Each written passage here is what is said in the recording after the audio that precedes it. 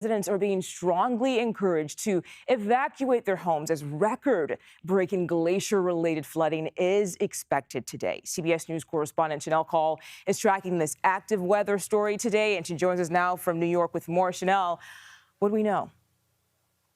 Well, Muga, officials have been warning people who are in the flood zone to be ready to evacuate for days now. Today, the area near the Mendenhall Valley is most at risk. Residents there are now being urged, Muga, to evacuate as that glacier is releasing floodwater. So here's how this happened. Every spring and summer, warming essentially is causing a small glacier that's near the Mendenhall Glacier to retreat. There's a basin known as Suicide Basin that fills up with rainwater and snowmelt. And then when the water creates enough pressure, it's then forced under or around the ice dam. So what happens after that is it then enters the Mendenhall Lake, eventually flowing down the river and then downstream toward the capital city.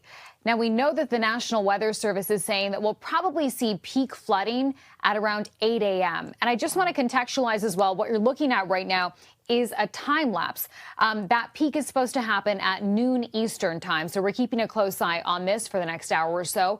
And just to put this into perspective for you, Mugo, the Mendenhall Glacier is about 12 miles north of Juneau. It's got a population of about 30,000 people. It's also, as you probably know, a very popular tourist destination.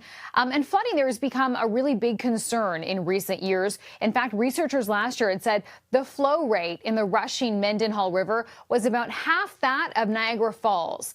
And nearly 300 homes were damaged by floodwaters last year. So now the government, Mugo, did install some temporary barriers this year to try to protect several hundred homes that are at risk from any kind of widespread damage. We'll have to see how protective those barriers really are.